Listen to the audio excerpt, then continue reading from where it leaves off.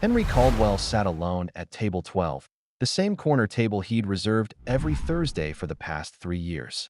His Armani suit was perfectly pressed. His Rolex caught the light as he cut into his filet mignon with surgical precision. But he might as well have been eating cardboard. The meat was perfectly cooked, the wine was $100 bottle, and he tasted none of it. This was his life. Efficient, controlled, empty. At 42, Henry had everything he'd ever wanted and nothing he'd ever needed. His construction empire had made him one of the youngest millionaires in the city, but success had come at a price he was only beginning to understand. The penthouse apartment that echoed with his footsteps.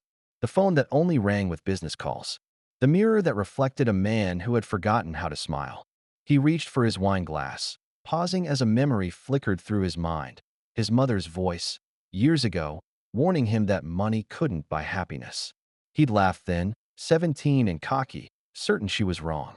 Now, surrounded by everything money could buy, he wondered if she'd been the smartest woman he'd ever known.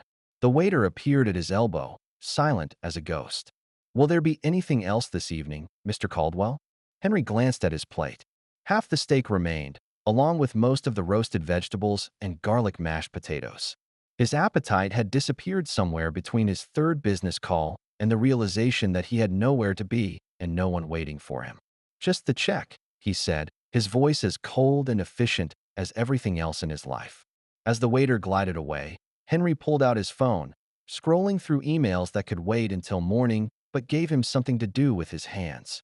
The restaurant was beginning to empty, couples finishing their romantic dinners, business associates sealing their deals over cognac. Soon, he'd be alone again, driving home to his empty penthouse where he'd pour himself a scotch and stand at the floor-to-ceiling windows, looking down at a city full of people who had what he'd somehow lost along the way. He was reaching for his credit card when he heard it. A voice so soft he almost missed it over the gentle jazz playing in the background. "Excuse me, sir?" Henry looked up, expecting to see his waiter. Instead, he found himself staring at a young woman who looked like she'd been caught in a hurricane.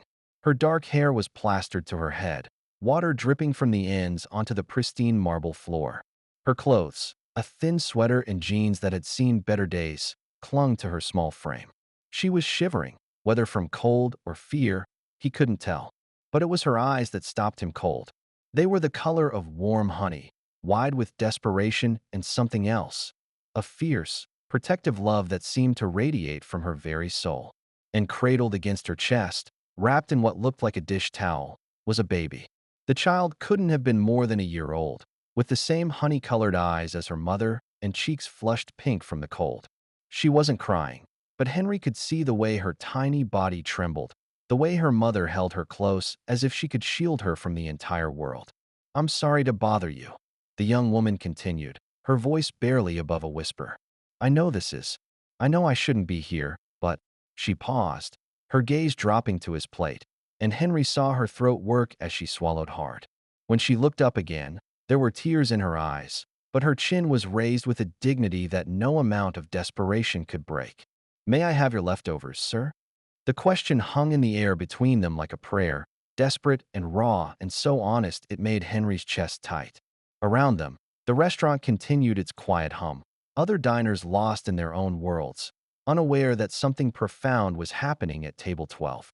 Henry had been asked for money before. Homeless people on street corners, charity organizations looking for donations, business associates who'd fallen on hard times. He'd written checks without thought, his assistant handling most of the requests. But no one had ever asked him for his leftovers. No one had ever looked at him with such desperate hope while trying so hard to maintain their dignity. The baby shifted in her mother's arms, making a soft sound that wasn't quite a cry but close enough to break Henry's heart. Those tiny eyes, so innocent, so trusting, found his, and in that moment, something inside him cracked wide open. He saw himself suddenly as if from outside his body, a man in $1,000 suit, sitting alone in a restaurant that cost more than most people made in a week, about to throw away food that could feed a hungry child. When had he become this person? When had he stopped seeing the world beyond his own carefully constructed walls? "Please," the young woman whispered, and the word was like a knife to his chest. "My daughter. She hasn't eaten since yesterday morning, and I—" Her voice broke, and she pressed her lips together, clearly fighting for control. The baby made another sound, reaching out one tiny hand toward the table, toward the food that might as well have been a feast to them. Henry's throat felt like sandpaper. "What's your name?" The question seemed to catch her off guard. "Anna," she said, her voice uncertain. "Anna Martinez. And this is my daughter, Lumi." "Lumi," Henry repeated, and the little girl turned toward the sound of her name, offering him a smile that was like sunshine breaking through storm clouds. "That's a beautiful name." Anna's eyes filled with fresh tears. "It means light," she whispered. She's my light." The love in her voice was so pure, so absolute, that Henry felt something shift inside his chest. When was the last time anyone had spoken about him with such devotion? When was the last time he'd felt that kind of love for anything beyond his profit margins? He looked down at his plate, then back at Anna and Lumi. The baby was watching him with those impossibly wise eyes, and Henry could swear she was seeing straight through to his soul, past the expensive clothes and the cold exterior to the man he'd once been, the man he'd forgotten how to be. Without a word, he pushed the plate across the table toward them. Anna's hands shook as she reached for it, her eyes never leaving his face. "Thank you," she breathed. "Thank you so much." But Henry wasn't done. Something was happening to him, something he couldn't name or control. "Sit," he said, gesturing to the chair across from him. "Please." Anna hesitated, glancing around the elegant restaurant. "I don't think. I mean, I'm not exactly dressed for." "Sit," Henry repeated, and there was something in his voice that brooked no argument. Not the cold command he used in boardrooms, but something gentler, something that might have been kindness. She sat carefully, as if the chair might break beneath her, settling Lumi in her lap. The baby immediately reached for the plate, her tiny fingers grasping at the air, and Anna began breaking off small pieces of mashed potato, feeding them to her daughter with infinite patience and love. "How old is she?" Henry asked, unable to take his eyes off the child. 13 months, Anna said, wiping Lumi's face with a napkin she'd pulled from her pocket. "She'll be walking soon. She's already trying to pull herself up on everything." There was such pride in her voice, such joy in talking about her daughter's milestones, that Henry felt another crack form in the walls around his heart. "She's beautiful," he said, and meant it. Anna's smile was radiant. "She is, isn't she? Even when things are hard, she still smiles. She still finds joy in everything. I don't know how she does it. Maybe she gets it from her mother," Henry said quietly. The words seemed to surprise them both. Anna looked up at him, really looked at him, and Henry realized she was seeing him, not his money or his reputation, but him. It had been so long since anyone had done that. He'd almost forgotten what it felt like. "You don't have to be kind to me," Anna said softly. "I know what I must look like, coming in here like this. I know it's not appropriate. But Lumi, she needed food, and I saw the light from the window, and I thought maybe." "Maybe what?" "Maybe someone inside would have a heart," she finished, her cheeks flushing with embarrassment. Henry's chest tightened. "When did you last eat?" Anna's hands stilled on Lumi's face. "That's not important." "When, Anna?" She was quiet for so long he thought she wouldn't answer. Finally, in a voice so small he could barely hear it, she said, "Tuesday." Today was Thursday. Henry's hand clenched around his wine glass. "Jesus, I don't need." "Waiter," Henry called, his voice cutting through the restaurant's quiet ambience. Their server appeared instantly, his face carefully neutral despite the unusual scene at table 12. "Yes, Mr. Caldwell. I need you to bring me your best soup, something warm and gentle, and some bread, and milk for the baby." "Right away, sir." Anna was shaking her head. "You don't have to. When did you last sleep in a bed?" Henry interrupted. The question hit her like a physical blow. Her eyes filled with tears she was clearly fighting not to shed. "I don't remember," she whispered. Henry's world tilted. He'd been complaining about his empty penthouse while this woman and her baby were sleeping God knew where, eating once every few days, surviving on hope and love and sheer determination. What kind of man did that make him? "Where are you staying?" he asked. Anna's arms tightened around Lumi. "That's not. We manage." "Anna." His voice was gentle but firm. "Where are you staying?" She looked down at her daughter, who was happily munching on pieces of steak that Anna had cut into tiny portions. "Sometimes behind the train station. Sometimes on the church steps if it's not too cold. There's a shelter," but they don't always have room, and some of the people there. I don't feel safe bringing Lumi. Each word was like a punch to Henry's gut. This beautiful, loving mother was sleeping on the streets while he complained about his life from the comfort of his climate-controlled penthouse. The injustice of it, the sheer unfairness, made him want to break something. How did you? He stopped, realizing the question might be too personal, too intrusive. End up here. Anna finished with a sad smile. It's not very original. I got pregnant in college. The father decided he wasn't ready to be a dad and disappeared. My parents, they didn't approve of my choices. Said I'd made my bed and could lie in it. Her voice was matter of fact, but Henry could hear the pain underneath.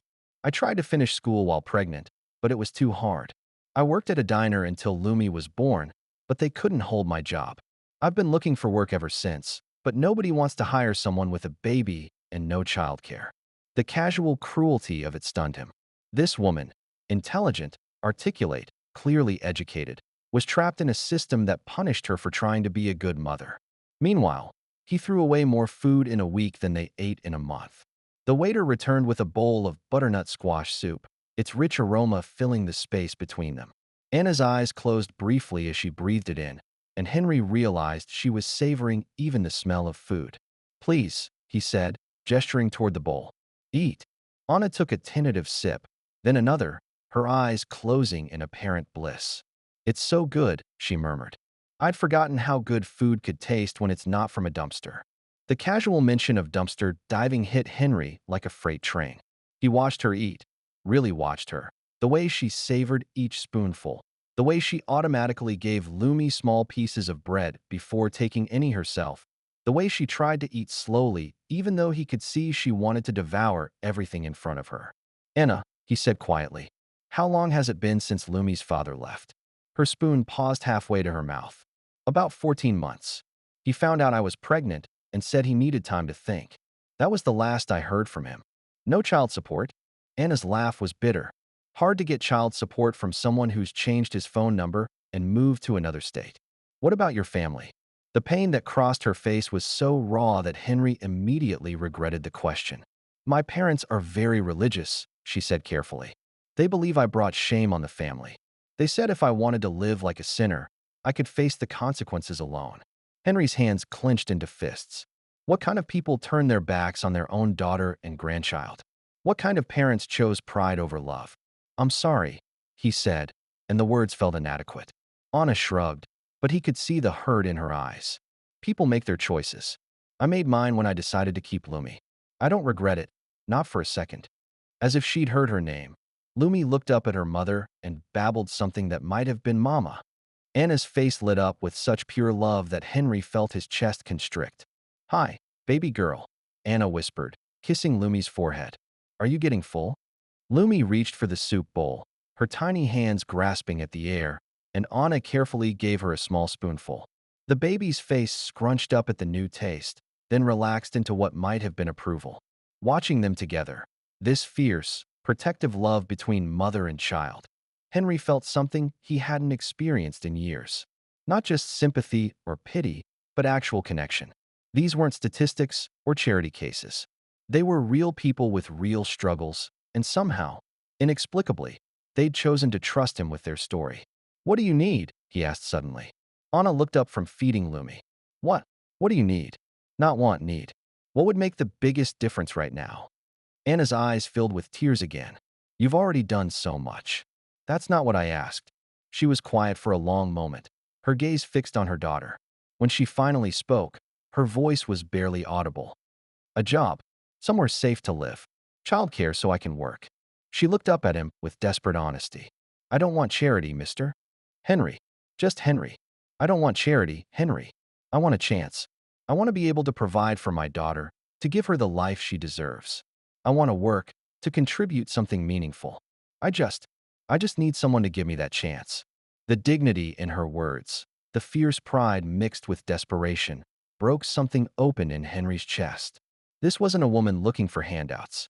This was a woman who'd been knocked down by life and was fighting to get back up, asking only for the opportunity to prove herself. What did you study in college? He asked. English literature. I was going to be a teacher. Her smile was wistful. I love books, Love sharing stories with people. I thought I could make a difference. You still can. Anna's eyes widened. What do you mean? But before Henry could answer, Lumi began to fuss, her little face scrunching up as she started to cry. Anna immediately shifted into mother mode, bouncing her gently and making soothing sounds. She's tired, Anna explained apologetically. It's past her bedtime, but we don't really have anywhere to go tonight. The shelter was full, and it's too cold to sleep outside with the rain. Her voice trailed off, and Henry could see the fear in her eyes. This woman was facing another night on the streets with her baby, and she was trying to be polite about it. Something crystallized inside him, a decision forming before his conscious mind could even process it. No, he said firmly. Anna looked up at him in confusion. No, no, you're not sleeping on the streets tonight. Or any night. Henry pulled out his phone, his fingers flying over the screen. I'm calling a hotel. The Meridian. It's nice, but not flashy. They'll have a suite ready for you within the hour. Henry, I can't. You can and you will. His voice was gentle but implacable. And tomorrow, we're going to figure out something more permanent. Anna was shaking her head, tears streaming down her face. Why are you doing this? You don't even know us. Henry looked at Lumi, who had settled against her mother's chest, her tiny hand fisted in Anna's sweater. Those wise baby eyes found his again, and in them he saw something he'd been missing for years: purpose. Maybe I need to know you more than you need my help, he said quietly. The truth of it surprised him. Somewhere between Anna's desperate question and Lumi's trusting smile, Henry had found something he'd thought was lost forever. Not just compassion, but connection. Not just wealth, but worth. He finished making the hotel arrangements, then called his driver. As they waited, Anna continued to feed Lumi small pieces of food, her movements automatic and loving. Every few moments, she would look up at Henry as if she couldn't quite believe this was real. I don't understand why you're helping us, she said finally. Henry considered the question seriously. Why was he helping them? It would have been easy to give them the leftovers and walk away, to write a check and assuage his conscience. Instead, he was rearranging his evening, his plans, possibly his life, for two strangers he'd met less than an hour ago. Maybe, he said slowly, because when your daughter looked at me, she saw something I'd forgotten was there. Anna tilted her head, studying his face. What did she see? Henry met her gaze. This woman who'd asked for his leftovers and somehow given him back a piece of his soul. Someone worth saving. The words hung between them as his driver texted that he was outside. Anna gathered Lumi closer, the baby now drowsy and content against her mother's chest. Thank you, Anna whispered as they prepared to leave. For the food, for the hotel, for seeing us as people. Henry stood, leaving money on the table for the meal and a generous tip for the waiter who'd served them without judgment. Anna. She turned back to him, Lumi sleeping peacefully in her arms. This isn't charity, he said firmly. This is just the beginning. As he watched them walk toward the restaurant's entrance, Henry felt something shift inside his chest. For the first time in years, he wasn't dreading going home to his empty penthouse. Instead, he was planning. Tomorrow, he would make some calls. He would find Anna a job, proper housing, childcare for Lumi. He would use his resources not just to write a check, but to make a real difference. But even as he made these plans, Henry knew the truth. Anna and Lumi weren't the only ones who needed saving tonight. Somehow, in asking for his leftovers, they'd given him something infinitely more valuable. They'd given him a reason to care again. 3 weeks had passed since that rainy Thursday night, and Henry found himself doing something he'd never done before, restructuring his life around two people he barely knew but couldn't stop thinking about. The hotel suite had turned into a month-long arrangement. Anna had protested at first, but when Henry explained that the suite would be empty anyway and was already paid for, she'd reluctantly accepted. He'd been careful not to overwhelm them with too much too fast. Small gestures, groceries delivered to their suite, a high chair for Lumi, clothes that fit properly. Each time, Anna had insisted on paying him back somehow, cleaning his office building after hours or organizing his assistant's filing system. Her fierce independence both frustrated and impressed him. This morning, however, Henry was facing a problem he hadn't anticipated. He sat in his corner office on the 32nd floor, staring at a background check report that had arrived that morning. His security team had run routine checks on Anna, not because he didn't trust her, but because his lawyers insisted on it before he helped her find employment. The report should have been straightforward. Instead, it was raising questions that made his chest tight with worry. Ana Elena Martinez, age 23, had indeed attended the University of Chicago as an English literature major. But she'd left in her junior year, officially due to financial hardship and personal circumstances. What the report didn't mention was why a young woman from a wealthy family in Evanston would suddenly have financial problems. Because Anna's family wasn't just religious, they were wealthy. Her father, Roberto Martinez, owned a chain of successful restaurants throughout the Chicago area.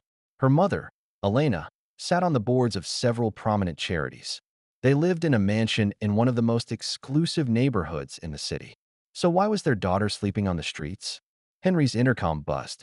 Mr. Caldwell, Ana Martinez is here for your lunch meeting. Henry quickly closed the file. Send her in. The door opened, and Ana walked in carrying Lumi, who was now clean, well-fed, and dressed in the kind of clothes that made her look like the beautiful baby she'd always been underneath the dirt and desperation. Ana herself had transformed as well. Her hair was shining and styled, her clothes clean and well-fitting. But it was the light in her eyes that struck Henry most. For the first time since he'd met her, she looked hopeful. Henry, Lumi babbled, reaching her chubby arms toward him. The sound of his name in her tiny voice still did something to his heart that he couldn't quite name. Hello, beautiful girl, he said, taking her from Anna's arms. Lumi immediately began playing with his tie, her favorite game during their visits. And hello to you too, he added to Ana, who was watching them with that soft smile that never failed to make his pulse quicken. Thank you for seeing us today, Ana said, settling into the chair across from his desk. I know you're busy. Never too busy for you two. Henry bounced Lumi gently, making her giggle. How are you settling in at the bookstore? Anna's face lit up. It's wonderful. Margaret, the owner, is so kind. And the customers. Henry, I'd forgotten how much I love talking about books with people. Yesterday, I helped a teenager find the perfect novel for a class project, and when she came back later to tell me how much she loved it, she trailed off, her cheeks flushing. I'm sorry I'm babbling. Don't apologize. I love seeing you happy. The words slipped out before Henry could stop them, and he saw Anna's eyes widen slightly. To cover his own confusion, he turned his attention to Lumi, who was now trying to eat his expensive silk tie. No, sweetheart, Anna said, gently extracting the tie from her daughter's mouth. That's not food. She can have it if she wants, Henry said. I have dozens. Anna shook her head, but she was smiling. You're going to spoil her. Someone should. The words hung in the air between them, heavy with meaning neither of them was quite ready to explore. Anna looked down at her hands, and Henry found himself studying her profile, the gentle curve of her cheek, the way she tucked her hair behind her ear when she was nervous. Actually, Anna said, not meeting his eyes, there's something I wanted to talk to you about. Something I should have told you from the beginning. Henry's stomach dropped. The background check. Did she know he'd run one? What is it? Anna took a deep breath, and when she looked up at him, her eyes were filled with a pain so deep it made his chest ache. My real name isn't Ana Martinez. The words hit him like a physical blow. What? It is Ana. That part's true. But my full name is Ana Elena Martinez Delacroix. She was speaking quickly now, as if the words were burning her throat. My family, they're not poor, Henry. They're wealthy. Very wealthy. Henry felt the world shift beneath him. I don't understand. My father owns Delacroix restaurants. Maybe you've heard of them. Henry had more than heard of them. His company had built 2 of their locations. Roberto Delacroix was known throughout the city as a successful businessman and philanthropist. Anna, what are you saying? Tears were streaming down her face now. I'm saying I lied to you. Not about everything, but about this. My parents didn't just disapprove of my pregnancy. They disowned me. Cut me off completely. Had me removed from the family accounts. Blocked my credit cards. Even had security escort me out of the house. Lumi began to fuss, sensing her mother's distress, and Anna automatically began rocking her while tears continued to fall. I've been using my mother's maiden name because I was afraid. I was afraid if anyone knew who I really was, they'd think I was just another spoiled rich girl who'd gotten herself into trouble. Henry's mind was reeling. But Anna, if your family has money. They made it very clear that I'm not part of the family anymore. Her voice was bitter now. My father said I had 2 choices. Give up the baby for adoption and come home, or keep her and never darken their doorstep again. When I chose Lumi, he said I was dead to him. The casual cruelty of it stunned Henry. Jesus, Anna. I know I should have told you sooner. I know lying was wrong, even by omission. But I was scared that if you knew the truth, you'd think differently of me. That you'd think I deserved what happened because I came from privilege. Henry was quiet for a long moment, processing this revelation. Anna sat rigidly in her chair, clearly expecting him to be angry, to feel betrayed. But as he looked at her, this woman who'd been cut off from everything she'd ever known for the crime of loving her child, he felt something else entirely. Anna, he said gently, look at me. She raised her tear-filled eyes to his. Do you think where you came from changes what I saw that night in the restaurant? What? Do you think it changes the fact that you were willing to swallow your pride to ask a stranger for leftovers to feed your baby? Do you think it changes the fact that you've been living on the streets, working any job you could find, doing whatever it took to keep Lumi safe and fed? Anna's breath caught. But I lied. You survived. Henry's voice was firm. You protected your child and your dignity in an impossible situation. If that's lying, then I don't give a damn about the truth. The relief that crossed Anna's face was so profound that Henry wanted to pull her into his arms right then and there. Instead, he stood and walked around his desk, Lumi still in his arms. Anna, can I ask you something? She nodded, wiping her tears with the back of her hand. What was it like? Growing up with money, then losing everything? Anna was quiet for a moment, gathering her thoughts. Terrifying, she said finally. You don't realize how much you take for granted until it's gone. Simple things like knowing where your next meal is coming from, having a roof over your head, being able to buy your baby diapers without counting every penny. She stood and walked to the window, looking out at the city below. But you know what the hardest part was? The loneliness. When you have money, you think you have friends, family who love you. Then you discover that what they really loved was your access to wealth and status. When that's gone, you're alone, Henry finished quietly. Completely alone. Anna turned back to him, and in her eyes he saw a pain that mirrored his own. Except for Lumi. She's the only thing that's ever been real in my life. Henry understood more than she knew. His own journey to wealth had been different. He'd grown up poor and clawed his way to the top, but the isolation was the same. Success had a way of surrounding you with people who wanted something from you, until you forgot what genuine connection felt like. There's something else, Anna said hesitantly. Something I need to tell you before this goes any further. Henry's chest tightened. What is it? Lumi's father. I told you he disappeared when he found out I was pregnant. Anna's hands were shaking now. That's true, but it's not the whole truth. Anna, you don't have to. Yes, I do. Her voice was firm despite her obvious distress. His name is Marcus Whitfield. He's from another prominent family, and when I got pregnant, both our families were horrified. Not just because we weren't married, but because it would have been a scandal for their precious reputations. Henry felt a chill run down his spine. Marcus Whitfield, he knew that name. The Whitfield family owned half the city's commercial real estate, including several properties that Henry's company had worked on. They offered me money, Anna continued, her voice flat. A lot of money. Enough to disappear quietly, have the baby somewhere else, give her up for adoption, and never mention the Whitfield name again. You turned it down. I turned it down. And that's when everything fell apart. Marcus's family pressured my family, threatened business relationships, social standing. My parents were given an ultimatum: control their daughter or face the consequences. The pieces were falling into place, painting a picture of casual corruption that made Henry's stomach turn. So they cut you off. They cut me off, Anna confirmed, and made sure I understood that if I ever tried to claim Lumi was a Whitfield, if I ever tried to get child support or acknowledge Marcus as her father, they would destroy me completely. Not just financially, but legally. They have lawyers, Henry. Good ones. And they made it very clear that a homeless single mother wouldn't stand a chance against them.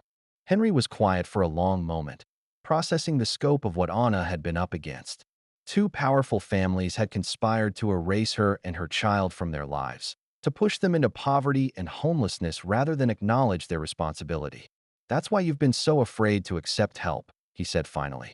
You're worried they'll come after you. Anna nodded miserably. If they find out someone is helping me, someone with resources? Henry, I couldn't bear it if they came after you too. You've been so kind to us. and I've repaid that kindness by putting you at risk. Anna. Henry's voice was sharp enough to make her look up at him.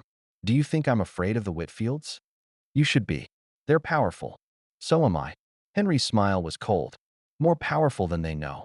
And if they want to fight, they can have one. The fierceness in his voice seemed to surprise Anna. Henry, you don't understand. I understand perfectly. I understand that two wealthy families bullied a young woman into homelessness rather than take responsibility for their actions. I understand that they threatened to destroy you for the crime of loving your child. And I understand that they've spent over a year thinking they won. Lumi began to babble, reaching for her mother, and Anna took her with automatic grace. What are you saying? I'm saying you're not alone anymore, Anna. You and Lumi, you're under my protection now. And anyone who wants to hurt you will have to go through me first. The words surprised Henry even as he said them. When had he become this man? Someone who made promises like protection and family. But looking at Anna, at the hope and fear warring in her expression, he knew he meant every word. You can't fight them, Henry. They have too much power, too many connections. They have money, Henry corrected. I have something better. What's that? Henry's smile was predatory. I have the truth. And I have no intention of staying quiet about it. Anna's eyes widened. Henry, no. If you make this public, if you go after them, they'll retaliate. They'll hurt you, hurt your business. Let them try. Henry moved closer to her, and when he spoke, his voice was gentle despite the steel underneath. Anna, you asked me once why I was helping you. The truth is, I was drowning in my own success, surrounded by people who only saw my bank account. Then you walked into that restaurant and asked for my leftovers, and you saw me. Not my money, not my reputation. Me. He reached out and gently touched her face, wiping away a tear she didn't know had fallen. You saved me that night more than I saved you. And I'll be damned if I let anyone hurt the woman who gave me back my soul. The air between them crackled with something that had been building for weeks, an attraction that went deeper than physical, a connection that transcended circumstance. Anna's breath caught, and for a moment, Henry thought she might step closer. Instead, she stepped back, her arms tightening around Lumi. We should go, she said quietly. I've taken up enough of your time. Anna, thank you. For listening, for not judging me. For everything. She was moving toward the door now, clearly overwhelmed. I'll call you later, okay? Anna, wait. Henry's voice stopped her at the door. Have dinner with me tonight. She turned back to him, confusion in her eyes. What? Not as charity. Not as gratitude. As. He paused, searching for the right words. As two people who understand what it's like to be alone in a crowded room. Anna's expression softened, but she shook her head. Henry, I can't. After everything I just told you, everything that's at stake. Especially after everything you just told me. Henry's voice was firm. Anna, you've been carrying this alone for over a year. You don't have to anymore. For a moment, he thought she might say yes. Then Lumi fussed, and Anna's expression shuddered. I need to think, she said quietly. About what this means, about what happens next. Of course. But Anna. He waited until she met his eyes. Whatever happens next, we face it together. That's not negotiable anymore. After they left, Henry stood at his office window for a long time, watching the city bustle below. Anna's revelations had changed everything and nothing. She was still the woman who'd asked for his leftovers with desperate dignity. She was still the mother who'd sacrifice everything for her child. The circumstances that had led her to that moment were different than he'd imagined, but the courage it had taken was the same. If anything, knowing the full truth made him admire her more. To go from wealth and privilege to homelessness, to face the loss of family and security without losing her fundamental decency. That took a strength Henry wasn't sure he possessed. His phone buzzed with a text from his assistant. The Martinez Delacroix file you requested is on your desk. Henry smiled grimly. If the Whitfields and Delacroix thought they could intimidate Anna into silence, they were about to learn how wrong they were.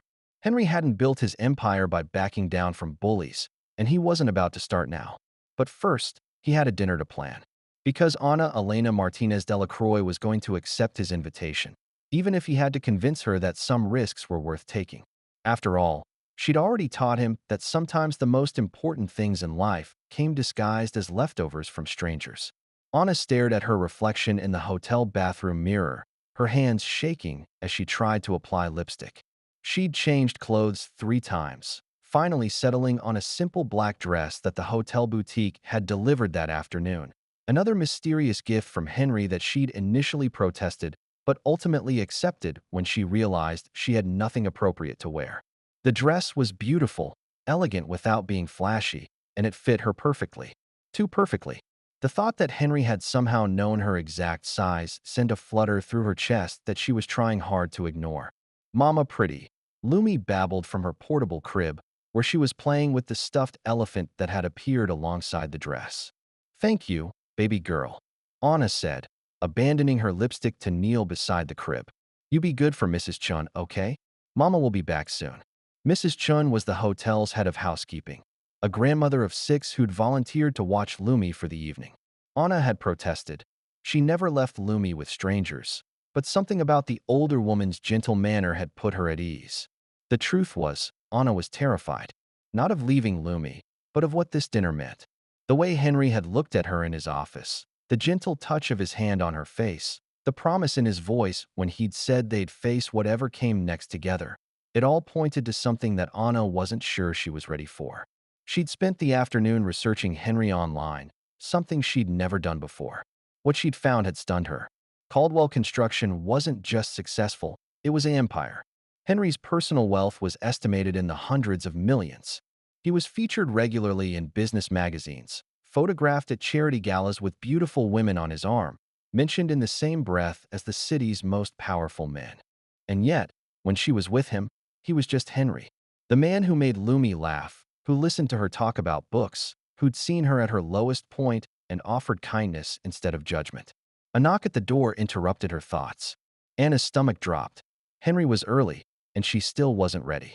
But when she opened the door, it wasn't Henry standing in the hallway. It was her father, Roberto Martinez. She'd stopped thinking of him as Delacroix after he'd legally changed their name back when she was in high school. Stood in the hotel corridor wearing a perfectly tailored suit and an expression of cold disapproval. Behind him stood 2 men Anna didn't recognize, both wearing the kind of expensive suits that screamed corporate security. "Hello, Anna," her father said, his voice as cold as his eyes. "We need to talk." Anna's first instinct was to slam the door, but she could hear Lumi babbling in the background and knew she couldn't risk a scene. "How did you find me?" she asked, her voice barely steady.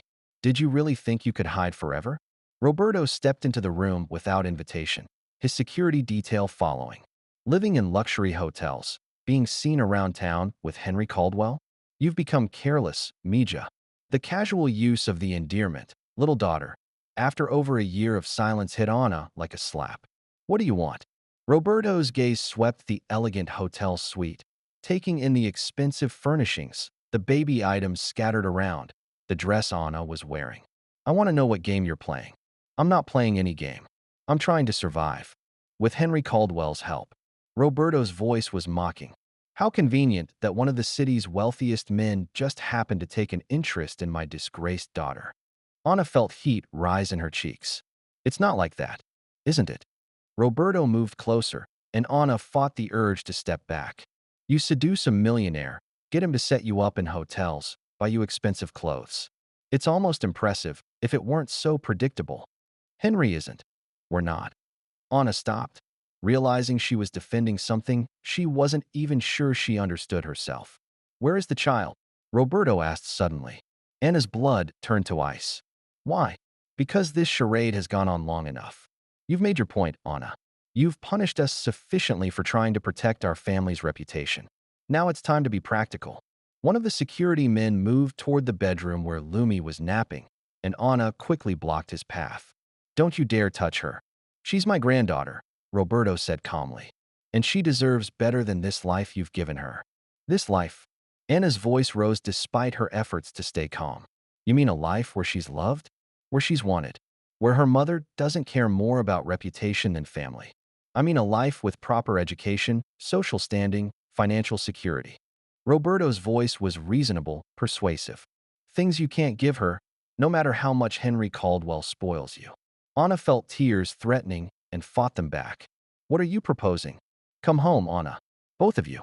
We'll tell people you were studying abroad, that Lumi's father was someone you met there who died tragically. A love story that ended in loss. People eat that up. The child can have the Martinez name, a proper upbringing, everything she needs to succeed. The offer hung in the air between them, tempting and poisonous at once. Anna could picture it, the security, the comfort, the end to the constant struggle. Lumi would have every advantage, every opportunity. And the price? Anna asked quietly. Roberto's smile was cold. You end this relationship with Caldwell. You never mention the Whitfields or make any claim on them. And you accept that your rebellious phase is over. You become the daughter and mother this family needs you to be. You mean I become the puppet you want me to be? I mean you grow up. Roberto's facade of reasonableness cracked slightly. You're not a teenager anymore, Anna. You have responsibilities. To your daughter, to your family, to the future we can provide. Before Anna could respond, another knock came at the door. This time, she was certain it was Henry. The timing couldn't have been worse. Don't answer it, Roberto commanded. Anna looked at her father, at the security guards, at the life of comfortable captivity they were offering.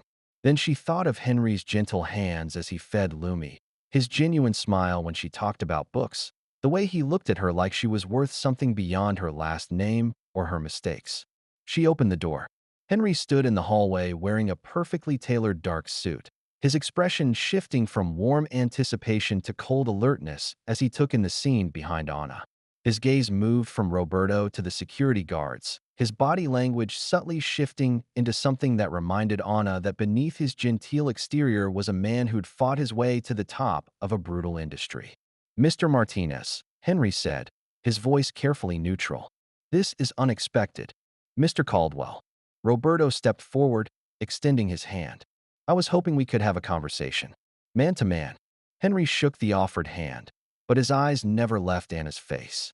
She could see him reading her expression, cataloging her distress, the tension in her posture. I'm listening. Perhaps we could speak privately? Roberto gestured toward the suite's sitting area. Family matters can be delicate. Anna is family to me now, Henry said simply. Whatever you have to say, you can say in front of her. The words sent a shock through Anna's system. Family. When was the last time anyone had claimed her as family? Roberto's expression darkened. Mr. Caldwell, I appreciate your interest in my daughter. But surely you understand that this situation has become complicated. How so? Anna comes from a specific world, with specific expectations and responsibilities. The child as well. We're prepared to welcome them both back into the family, to provide for them in the manner they deserve. Henry's smile was razor-sharp. And what manner is that exactly? Security, stability, a proper upbringing for the child, free from the uncertainty Anna has been living with. You mean the uncertainty you created when you threw her out for loving her daughter? The temperature in the room seemed to drop 10 degrees. Roberto's careful composure cracked. You don't understand the complexities of the situation, Mr. Caldwell. There were other factors at play. You mean the Whitfields? Roberto went very still. What do you know about the Whitfields? Henry's smile widened, and Anna realized she was seeing the businessman who'd built an empire from nothing. I know they threatened your family's business interests if you didn't control your daughter. I know they offered Anna money to disappear quietly. I know they've spent over a year thinking they successfully buried their son's responsibility to his child. You don't know what you're talking about, don't I? Henry pulled out his phone and began scrolling through what looked like legal documents. I know that Marcus Whitfield has been paying for his silence through a shell company registered in the Cayman Islands. I know that company has made regular payments to both your restaurant chain and several city officials over the past 18 months. Anna gasped. She'd had no idea the corruption went so deep. Roberto's face had gone pale. Those are private business matters. They're bribes, Henry said flatly. Payment for your cooperation in covering up your grandson's existence. Payment for your silence about threats made against your daughter. Payment for your complicity in forcing a young mother and her child into homelessness. The accusations hung in the air like poison. Anna looked at her father, really looked at him, and saw not the principled businessman she'd grown up admiring, but a man who'd sold his daughter's happiness for financial gain. Papa, she whispered, the childhood name slipping out before she could stop it. Is it true? Roberto couldn't meet her eyes. Anna, you don't understand the pressures we were under. You took money. Her voice was flat with disbelief. You took money to throw me away. We were trying to protect the family business. The Whitfields could have destroyed us. So you destroyed me instead. The pain in Anna's voice seemed to cut through Roberto's defenses. For a moment, he looked like the father she remembered from childhood, vulnerable, uncertain. We thought. We hoped you would come to your senses. Come home on your own. While I was sleeping on the streets with your granddaughter. We didn't know it had gotten that bad. Roberto's voice was barely a whisper. We thought you were staying with friends, that you were just being stubborn. You didn't know because you didn't want to know. Anna's voice was stronger now, fed by a year's worth of suppressed anger. You didn't want to face what your choices had cost. Henry stepped closer to Anna, his presence solid and reassuring at her back. The question now, he said to Roberto, is what you're going to do about it. Roberto straightened, his businessman's mask sliding back into place. What I'm going to do is take my daughter and granddaughter home where they belong. No. The word came from Anna, quiet but absolute. Roberto blinked in surprise. No. Anna repeated, her voice growing stronger. I'm not coming home, Papa. Not to a home built on bribes and silence. Not to a family that values reputation more than love. Anna, be reasonable. I am being reasonable. For the first time in my life, I'm being completely reasonable. Anna moved to stand beside Henry, drawing strength from his presence. You want to know what I've learned this past year? I've learned that family isn't about blood or money or social standing. It's about showing up. It's about choosing to love someone even when it's inconvenient. She looked at Henry, whose eyes were warm with something that made her chest tight. It's about seeing someone at their worst moment and choosing to see their worth instead of their weakness. Roberto's face cycled through several emotions: surprise, hurt, anger. You're choosing him over your family. I'm choosing love over fear, Anna corrected. I'm choosing authenticity over reputation. I'm choosing to build a life based on truth instead of lies. And what about the child? What about what's best for her? What's best for Lumi is having a mother who isn't ashamed of her existence, Anna said firmly. What's best for her is growing up knowing she's wanted, not tolerated. What's best for her is seeing that love isn't conditional on meeting other people's expectations. Roberto looked around the room, at Henry's implacable expression, at Anna's determined stance, at the evidence of a life being rebuilt from nothing. This isn't over, he said finally. Yes, it is.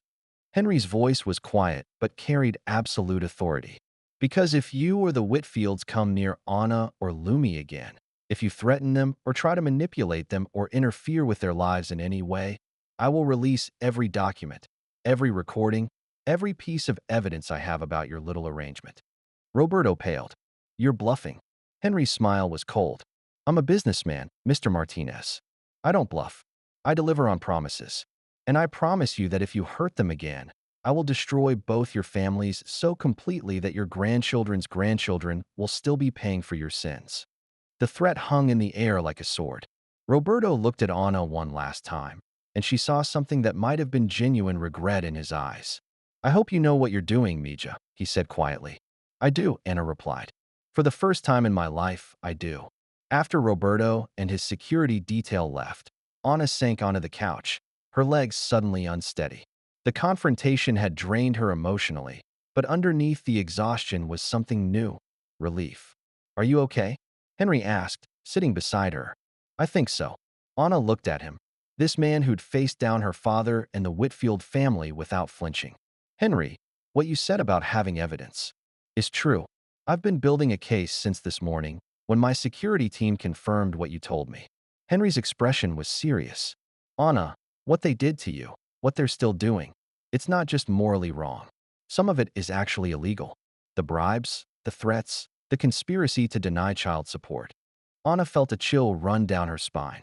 Are you going to prosecute them? That depends on you. It's your story to tell, your choice to make. Henry reached over and took her hand. But I want you to know that whatever you decide, you have options now. You have power. They can't hurt you anymore. The freedom in that statement was overwhelming. For over a year, Anna had lived in fear. Fear of being found. Fear of retaliation. Fear of what would happen to Lumi if the wrong people discovered their existence. Now, for the first time, she felt safe. Thank you, she whispered. For what? For seeing me. For believing in me. For standing up to them when I couldn't stand up for myself. Henry's thumb traced gentle circles over her knuckles. Anna, You've been standing up for yourself and Lumi every day for over a year. You just didn't have backup before. The simple acknowledgement of her strength, her sacrifice, her daily courage, broke something open in Anna's chest. She looked at this man who'd entered her life like an answer to a prayer she hadn't known how to pray, and felt something shift inside her. "Henry," she said softly. "Yes, I'd like to have that dinner now, if the offer's still open." His smile was like sunrise after the longest night. "It's always open. For you, it's always open." As they prepared to leave for dinner, Anna checked on Lumi one last time. Her daughter was sleeping peacefully, one tiny hand clutching the stuffed elephant, completely unaware that her future had just been secured by a man who'd chosen to love them both without condition. Anna kissed her daughter's forehead gently. "Sweet dreams, baby girl," she whispered. "When you wake up, everything will be different. Everything will be better." For the first time in over a year, Anna believed it was true. If you made it to the end, please like the video and subscribe to our channel. It truly means the world to us. See you in the next one.